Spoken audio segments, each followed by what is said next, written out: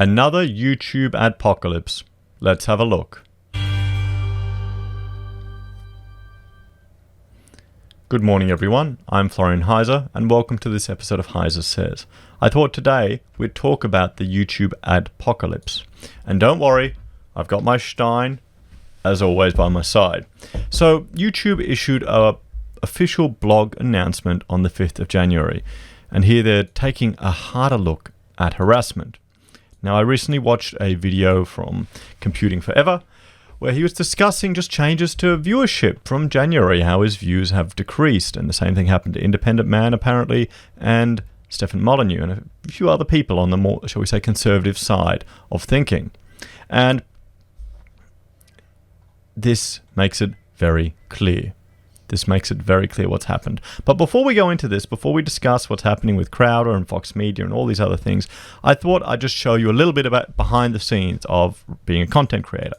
Because if you're a content creator, you have the option to monetize your channel. And by monetizing your channel, it means you can connect it to your Google AdSense and you can run advertising on your channel. So YouTube does all the work. They find all the people to advertise for you. They create the platform and you get to, they're kind of like your ad agent. So when there was the recent election here in Australia, I was producing political content. Clive Palmer adverts were on a lot of my videos, which was fantastic. Thanks, Clive. But, you know, if you have the option for that, there's all these different things you can do in YouTube. And there's two things to worry about as a content creator. There's copyright strikes and community guideline strikes. So copyright strikes are pretty self-explanatory. It's if you are stealing copyrighted material, using it outside of fair use, they can claim a strike against you. Now, there's a few options. If you've blatantly stolen something, they can demand that you take it off and put a strike against you, or they can monetize it on your channel and leave it there.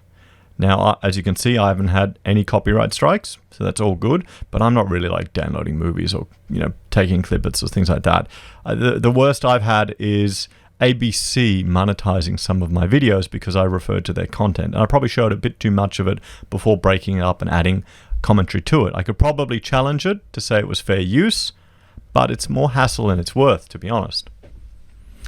So long as I don't have a strike. So community guideline strikes, this is more where you're harassing people and just going against the community guidelines. And I haven't had any strikes there with that either. But normally it's a 3 strikes and you're out policy. You know, 3 strikes, you lose your channel. And then you also have all of these different things that you can do. So what people used to do in the day, they put a fraudulent copyright strike against you and then limit your ability to super chat or to live stream or to do all these other things, or even have a custom URL. Okay, so that's to do with just the status of your channel. So the thing is, it all falls apart when you get 3 strikes in a night and you don't have any chance to respond and you lose your channel. And that's kind of what YouTube are doing, or what people are doing. They're going right through content and flagging it. And then it takes time to actually get it back. It takes time. You saw when Bearing's channel was out of action for a while. And now Gary Awesome as well, because of his fight with the Flat Earthers. That took him a while to get it back. And all during that time, you're not making any money or not getting any revenue. Okay, now you also have your monetization levels on your videos. Now, recently I've received word that my Cheshire Police guilty of discrimination video was approved for monetization. Now that means anyone can advertise on it. It's suitable for all audiences. Nappy sales, you know, baby formula, to lawnmowers and crypto people. Anyone will advertise on that. Now, a limited state video where it's not suitable for most audiences, and often I'll have stuff that will, when I'll upload it, it will instantly be hit with the limited flag, and that's the little yellow dollar sign here, and that means you will get very, very limited advertising. Very limited. Only people that will want to advertise it. Maybe ad blockers or cryptocurrency scams or dodgy stuff, you know. Oh, not really dodgy stuff, but just people that don't care, to be honest. VPNs and that type of thing. And the ads are cheaper. The ads are cheaper, so you're going to make a lot less money. And I argue that that if YouTube has an option to recommend a video that's monetized and one that isn't, it'll recommend the one that's monetized more. So often the bot will flag things that put them in a limited state straight away. People can still see it. People can still comment on it, still see who's You can still subscribe to it, all of that, but you're not going to make as much money. I think a lot of that has to do as well with the terms that you use in your triggers. My dodgy childcare video, where I'm talking about ISIS getting funds from Australian childcare centres through our tax system, that was monetized now. It was limited straight away, and I was not surprised because I had the word ISIS next to childcare, which is how the bot will work, because you don't want your brand associated. If you're a business, you're advertising, you don't want your brand associated with this thing, because the nutcases on the left will use that against you. And we've seen that again and again. So they monetized that. They didn't monetize fleeing London to avoid knife crime, which I thought I was quite reasonable and fair in my commentary on what was reported there, but there you go. Now, I don't know if there are people doing it in different countries. I don't know who it is, because it's all over the place sometimes. My video live stream I did with Rachel about is she a feminist was rejected. It remained in a limited state. Now, there's two other stages your videos can be in. One is no monetization at all, and that's a black dollar sign, and that's where you turn it off and you age restrict the video. That means the video won't be going to certain ages. I've done that to certain videos which are dealing with terrorism, where I'm discussing certain things. Just turn it off. Then you can have, I think it's not limited state, it's pretty much, I don't even know what the term of it is, where you go to a video, it pops up with a warning going, this video is considered offensive by the YouTube community, where you can't subscribe to the person who created it, you can't share it, you can't comment it, you can't like it, you can't do anything. You can't do anything. I'll call that a hyper limited state, or pretty much blacklisted. Now, that is the fourth option that can happen to content, a video that's been created. Now, I think that happened to TR, some of his stuff. You can still use YouTube as a hosting platform, and then I'm assuming you can embed it into your other websites. Probably not. I haven't even checked, to be honest. But that just, that's as good as not even having it on there, to be honest. As good as not having it on there, unless people will have to click on a link directed to it to find the video, because it won't get recommended. And then finally, you can have your video deleted. And this is an example here of a right-leaning YouTube content creator who had 6 videos deleted in one night. So his channel on that night lost 800,000 views. And you can see, if you go to the Social Blade, you can see channels where this is happening to, where they're losing their content, their viewers. Now, this hasn't happened to Avi Yamini here in Australia. He lost his monetization. So down here, he can no longer monetize his video. And I thought what we'll do is we'll read through this blog post here from YouTube and have a bit of a talk about it.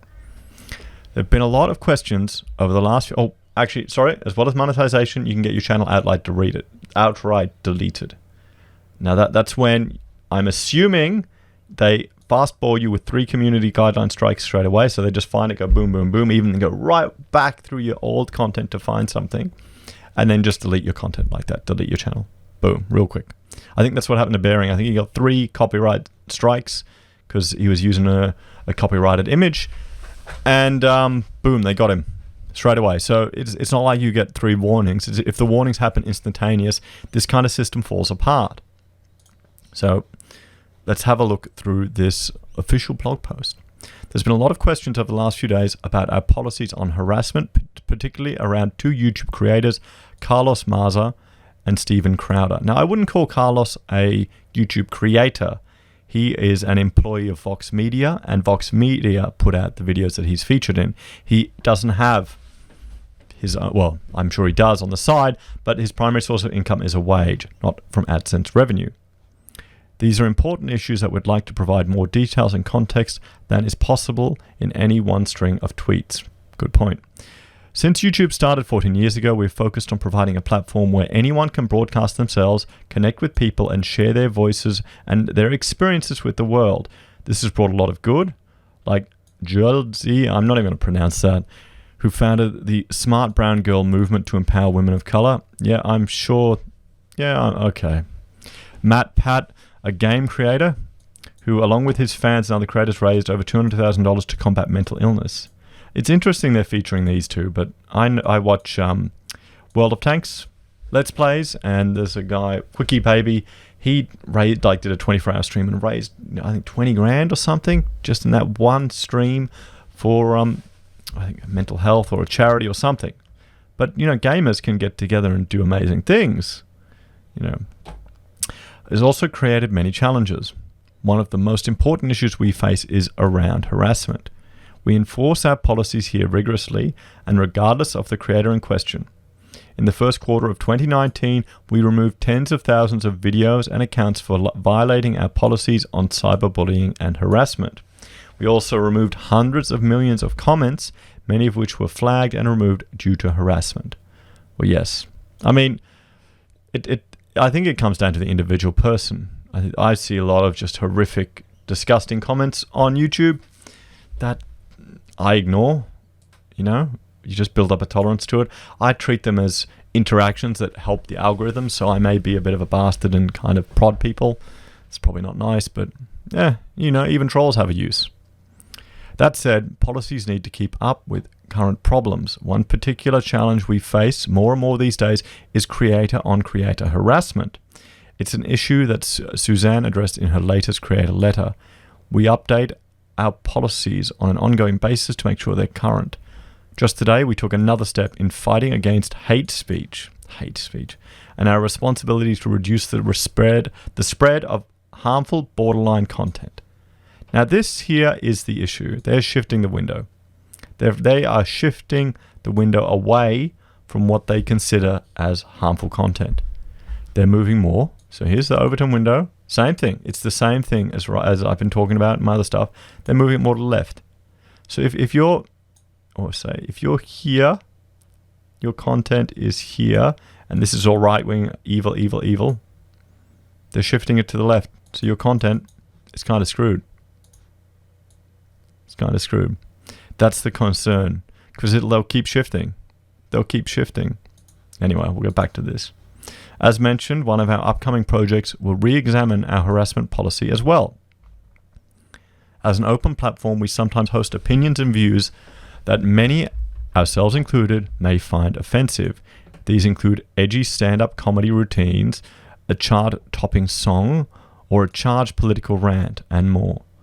Short moments from these videos spliced together paint a terrible picture, but individually they don't always cross the line. Yes, that's good, but right now you're saying things that are borderline. Things that are borderline are the issue. It's to do that. This is the problem. In context, things are fine, but context is no longer being considered important. We saw that with Cowdankula. We saw that what's happening in the UK. This is the world that lefties are creating. This is the world that if you're watching this and you believe in hate speech, you are creating a context-free world. You are creating a world where no context matters. You are creating a world where people will be afraid to talk and afraid to express their opinions. And you are leading civilization to a new dark age. You're leading us to a new dark age. It's that simple. Okay? You can say I'm being hyperbolic, but they're leading us to a new dark age. And YouTube is starting it. There are two key policies at play here: harassment and hate speech. For harassment, we look at whether the purpose of a video is to incite harassment, threaten or humiliate an individual, or whether personal information is revealed. We consider the entire video. For example, is it a 2-minute video dedicated to going after an individual, a 30-minute video of political speech where different individuals are called out a handful of times? Is it focused on a public or private figure? For hate speech, let's just look at this harassment one here. Now, this has got me thinking about Avi's channel and how he's been demonetized. And I instantly, reading this part here about harassment, I instantly thought about a video he did where he went to the house of a Antifa academic and lecturer and wanted to talk to him in person. Now, you may think, okay, that's cathartic, that feels good to see Antifa getting it back, because this guy was trying to dox Avi in public on forums, calling for his doxing, and I think other threats. But is this the smart solution? If YouTube is seeing that, what are they going to see? They're going to see you're going to harass an individual who has very limited public profile. Now, what I would argue, what I'd suggest Avi should have done, he should have called out to his followers and said, okay, I need 2 letters drafted by a lawyer to go to this academic that's harassing me, one to his his home address, one to his employer as a cease and desist letter, and then one to the message board provider. And I guarantee you, he would have had people there that would have been happy to draft that up for him for free. It may not have been as exciting. Maybe he could have just turned up and gone, here we go, here's the cease and desist letter. Or he should have gotten a bailiff to drop it off and record that. So then he's not harassing that person. He's not harassing that person. He's taking legal action. It's not as fast. It's not as exciting. It may not be as, oh yeah, let's stick it to him. But I think it would achieve the same effect that he wanted, but not be considered harassment. Maybe I'm wrong. Maybe I'm being too naive here. But I could see why they could see that as an act of harassment. I can see that. I can understand exactly why he went and did it completely. I don't agree with him going and doing it, but I understand why he did it. And so that would be a suggestion I'd make. You got to be smarter when dealing with these people, because they will take everything they can to destroy you. They'll take every single thing they can to destroy you, and they have all the power. They've got all the power. They control the platform.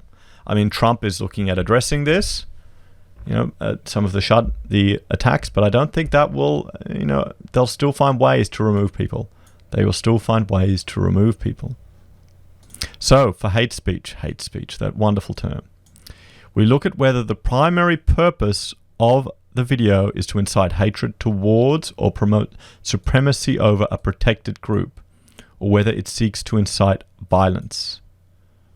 Okay, supremacy over a protected group. What is a protected group? I don't know. I don't like that term, protected group. That to me says that the group is supreme over the other ones.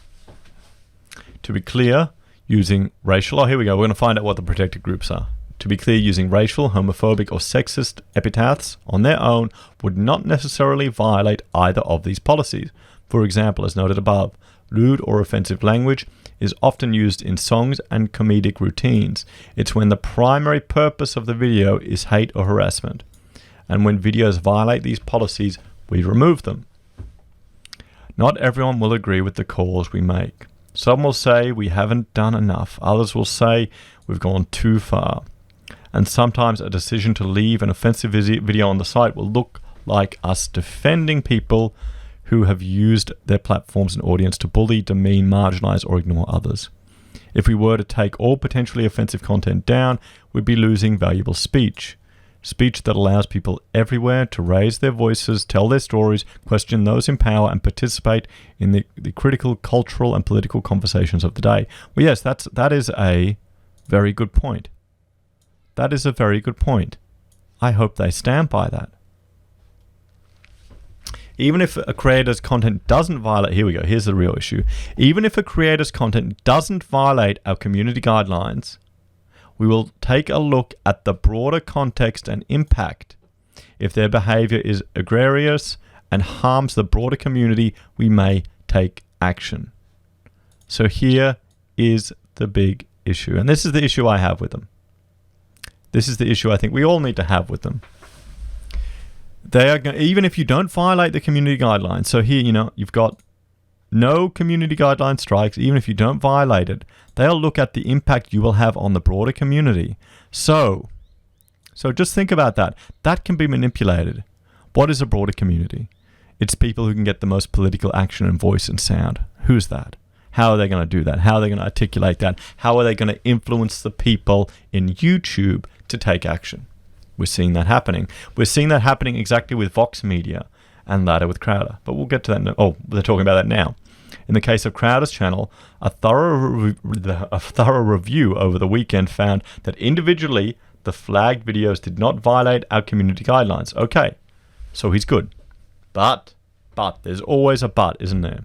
However, in the subsequent days, we saw the widespread harm to the YouTube community resulting from the ongoing pattern of egregious behavior, took a deeper look and made the decision to suspend monetization in order to be considered for reinstatement. So they want you to reapply for monetization. All relevant issues with the channel need to be addressed, including any videos that violate our policies. Well, you just said none of them do. as well as things like offensive merchandise. So it really comes down to offensive merchandise that he created. They wanted it to be removed. So in coming months, we'll be taking a hard look at our harassment policies with an aim to update them. Just as we have so many policies over the years, in consultation with experts, creators, journalists, and those who have themselves been victims of harassment. We've determined to evolve our policies and continue to hold our creators and ourselves to a higher standard.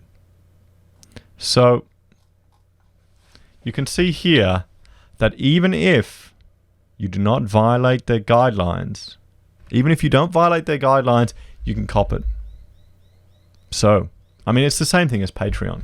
It's the same thing at Patreon. It's Social Justice Valley. We're seeing Social Justice Valley coming through here. I mean, these CEOs, these C-level executives, they all know each other, they hang out with each other, they have political agendas that they want to push forward, and they're all very left-leaning in Silicon Valley. So what happened with Crowder? So here we go. I mean, we got louder with Crowder. I can't say I've watched any of his stuff. I think it's meant to be really good. I think I've seen a few things of it. He's a right-wing commentator and podcaster, kind of like a younger Joe Rogan. Maybe I'm completely off the mark there, but, you know. So, and here's Carlos Maza. Now, he's a gay wonk. I don't know what that is. See, wonk. That's almost like wog. Isn't that an offensive term? Maybe just in Australia. I don't know. You know what was a good show? Fat Pizza. That was good. Anyway, off topic. I don't know what to say. YouTube has decided not to punish Crowder after he spent 2 years harassing me for being gay and Latino. I don't know what to say. Well, okay. 2 years, you come out with it at the exact moment where Vox Media, who your employer is negotiating pay with their employees. So they've unionized and they've staged a walkout. So this is a way to hurt Vox, instigate another Adpocolypse too. So a lot of people will be caught in the crossfire. Now, Sargon of Akkad has done a fantastic video looking at this. I'll encourage you all to go to his Thinkery channel and go through it, but it's just something to think about and to keep in mind. Now, okay, what to do? What to do? You're frustrated. We can have a look at alternative options, alternative media. Now, number one is BitChute, and I have a BitChute channel. You can find it in the links in the description below. I'd encourage you to sign up. Oh, look, I got 103 subscribers now. So all my content is mirrored on here. Now, the problem with BitChute is the speed and how it's shared. It depends on how many people are watching your video at the quality of the flow of data. So the more people that get on there, the better it will get. I don't know if they actually have a YouTube or a iPhone or Android app yet. I don't think they've got those. But, all the videos get copied over there and you can watch it. And it's a good alternative platform to YouTube.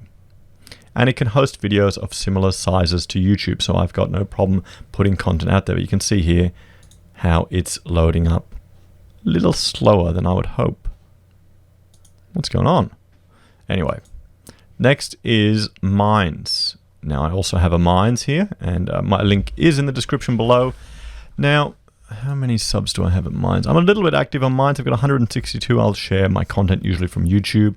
Now, I can't put videos up on Minds because Minds has a size limit, and I found just putting up videos, it's a nightmare. It doesn't work very well.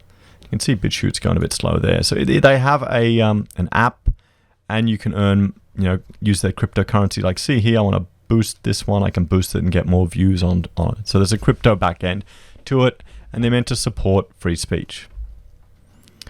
Then you've got Gab, and Gab is an alternative to Twitter, and they also have their Dissenter app, which I'm running up here, where you can pretty much put a comment link to any URL in history or on the web when you're visiting a thing. So, I think it's not bad. It's a good alternative to Twitter to get on. Now you've got, here we go. Well, there you go. See my video uploaded. Oh, no, it went back. Oh, there you go. It's just a bit of a buggy. So here it is. Then you have DTube as another alternative, and it's a crypto-backed one. I found the interface in it terrible, to be honest. Loading stuff up and liking stuff. I don't know if they have an app to use it. To sign up, you've got it's a 1 to 2 week queue to get a Steemit sign-in thing, and if you forget your Steemit key, you can't get in there again. So, you know, we'll see. We'll see. The biggest problem is none of these places have the same audience that YouTube has. Facebook is even worse. If you want to put anything on Facebook, it's terrible. You know, because I have videos that are just removed from Facebook. That are completely fine and monetized on YouTube. Facebook will remove them, but even when I request a review of it, you hear nothing back, nothing at all. YouTube are much better. Finally, there's a Brave browser, and this is a alternative browser where you can support people with their own inbuilt cryptocurrency as donations. And this gets around other banking mechanisms. I've used it a bit. I've set up an account on it, but it just doesn't have the same numbers. And that's really where this is all coming down to. The issue is people can leave these platforms, or they can be kicked out and they can set up shop somewhere else and still get their voice out there, but they're not going to get the same reach. You know, I'll put my videos up on Facebook as well as YouTube simply because Facebook has a different demographic. I'm hitting a different age demo. I'm getting a higher female gender split there, different group of people to YouTube. You need to be where the audience is. You can try and drag them with you to these other platforms, and you will get the hardcore people who'll jump over and be on both, but I still think you need to get a presence on both platforms. Where's this all heading? YouTube is going to slowly evolve into a online Netflix, I think, where there'll be like a Netflix where you pay for a subscription like a cable television channel. Politics will just be a tiny little bit that they'll push to the side, and they just want, you know, game review videos, cat videos. I'd be worried once to see particular health advice gets kicked off there that people aren't happy with. That may be next, but we'll see. So guys, let me know what you think about all of this. Do you think YouTube's harassment policy is fair, particularly creator to creator? What about their community guidelines concerns, where they look at everything in context? It feels like they're shifting the goalposts. I think people need to prepare to go to alternative platforms, and I think YouTube will just evolve to be boring old cable TV. Let me know what you think, guys. Please like, share, and subscribe. Ding the bell to see my videos while I'm still here, and subscribe to my other platforms. Take care. Bye for now.